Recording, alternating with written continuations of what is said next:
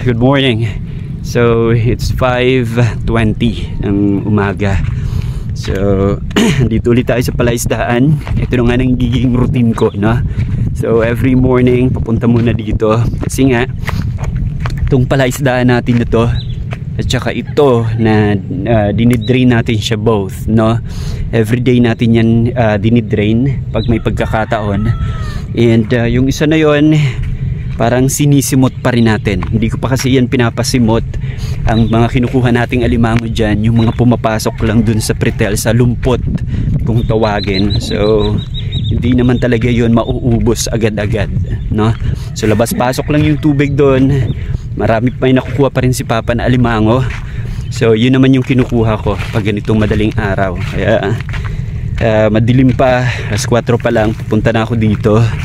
Dahil nga 7 AM dapat bukas na tayo sa buying station. So dapat nakabalik na ako doon. Ito nga, ito yung pond na ginagamit natin sa fattener. Naka-drain yan ngayon kasi pinull out natin yung laman. Medyo marami sana akong hinulog na for fattener. Ang naging problema, namamatay. So I decided na i-pull out na lang kasi parang may sakit yung alimango kaya namamatay sila. Pero I don't know, kasi parang nagiging trend na nga pag ganitong buwan, September, August, September, dun nagpapatay yung alimango dito sa lugar namin. Ewan ko kung ganun din sa inyo. So yun, nilaland prep natin yun habang sinisimot yung laman. Ito din, pinapand prep din natin to, kaya dinidrain natin siya in the morning para mabilad. Ngayon nga, sagutin natin yung tanong kung saan nga ba mas maganda mag pond preparation, sa days ba or sa panahon ba na maulan or dun sa mainit, no? Kasi sabi ng iba, kailangan daw binibilad yung palaisdaan para mas maganda yung para mas ma-prepare natin siya, no? Which I agree. Yun sana yung pinaka the best pag mabibilad yung palaisdaan. Pero hindi rin naman masama mag pond preparation during rainy days. Why? Kasi remember, pag malakas yung ulan, ang pinaka purpose ng pond preparation natin is matanggal natin yung mga putik na contaminated. Yun yung mga maiitim na putik dyan sa ibabaw ng palaisdaan, no? Yun yung mga waste, yun yung mga madalas contaminated na putik na pwedeng ikasama ng mga alimango natin pag hindi natanggal.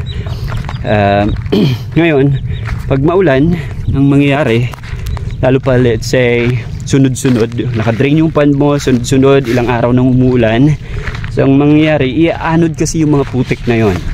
So kung nagdi-drain ka, so pwede mo nang palabasin, masasama na yun sa tubig palabas ng pond. So technically nalilinis pa rin naman yung loob ng palaisdaan, no? Pero yung the best, yung mga first couple of days sana, let's say nag-drain ka ngayon, first 3 days inulan siya ng inulan, no? And so eventually ang mangyari doon, iaanod yung putik palabas. And then after 3 days, let's say, bigla naman siyang ininit ng mga 1 linggo. Para sa akin yun sana yung pinaka the best. Kasi nga una, naanod muna yung mga putik na mga contaminated dito sa ibabaw ng soil natin, dito sa pond bed, na nailabas na, and then ininit siya. So yung malinis ng putik tinuyo hanggang sa mag-crack yung part na yun. So yun na sana, yun yung pinaka the best para sa akin na pond preparation. Pero bihira mangyari yung ganun. Kasi nga swerte mo siguro kung mataon mo siya sa ganung scenario lahat. Pero in real world, parang bihira mangyari yon. Now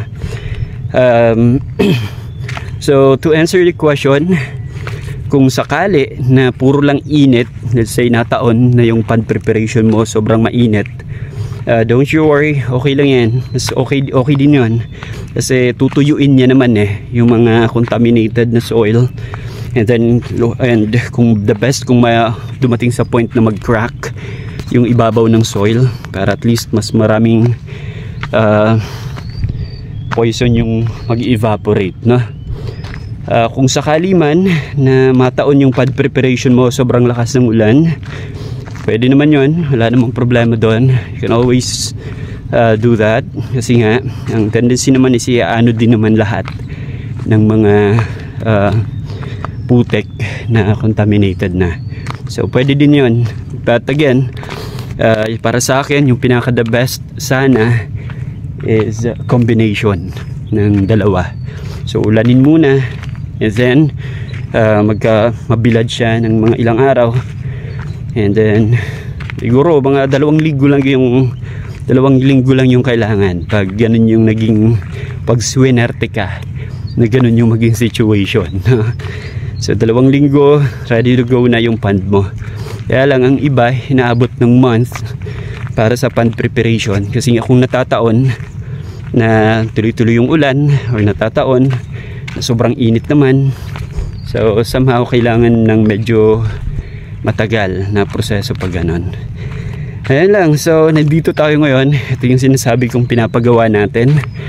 Ito yung pilapil. Ayan. Ayan na. Ayan, so ito nasa lagpas 2 metro pa to, pero ang finish niyan dito sa ibabaw mga 1.5 lang. Division lang kasi to. Ito yung pagitan ng dalawa nating palaisdaan, so medyo kahit hindi siya masyadong malapad, okay na yan, kasi nga nasa gitna lang naman. Yung medyo lalaparan natin yung mga nandun sa gilid, dahil yun yung malapit sa dagat, yun yung nakaharap sa dagat. So ngayon ilang araw na lang siguro to, baka matapos na, kasi ito dugtong na to doon. So nagawa na nilang matakpan lahat ng parte na kailangan. So malapit na, unting tiis na lang. Ayan, ito yun, medyo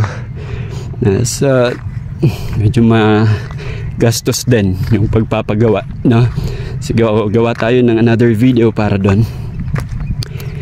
Yun muna, just creating an update again. Hopefully natutunan ka. Medyo magulo yung pagkakapaliwanag ko, pero sana naintindihan mo. Recap lang natin sa mga nagtatanong kung saan mas maganda mag-pond prep. Again, maulan man yan or mainit, para sa akin goods pa rin, no? Kaya lang, it's just a matter of kung tuloy-tuloy yung ulan lang, walang init, I recommend na medyo habaan yung pond preparation, maybe 3 weeks up to a month. Pag mainit din, ganun din 3 weeks up to a month pag puro init lang din, no? Pero kung mataon na, let's say first 3 days to 4 days, ulanin muna siya, yung to the point na i-anod lahat ng putek, yung mga nasa ibabaw na putek ng pond bed, and then saka initin ng kahit 1 linggo, siguro 2 to 3 weeks, good to go na yung pond mo. Magiging malinis na siya, kasi para sa akin pond preparation is just pond cleaning. Alam mo yun, yung lilinisin mo lang yung mga toxins, yung mga poisons na nandyan. Kung kaya natin iyan ipaawas palabas, okay. Kung hindi naman, kasi let's say walang ulan or what, ibilad natin sa araw, kasi isa din yun sa paraan para malinis natin yon, no? But again, if that's the only options, it may take some times. Pero kung matataon, masabay mo yung both, 2 to 3 weeks, laban-laban na yung pan mo. Yan lang. Salamat sa pagsama, and see you on my next video. You're the boss.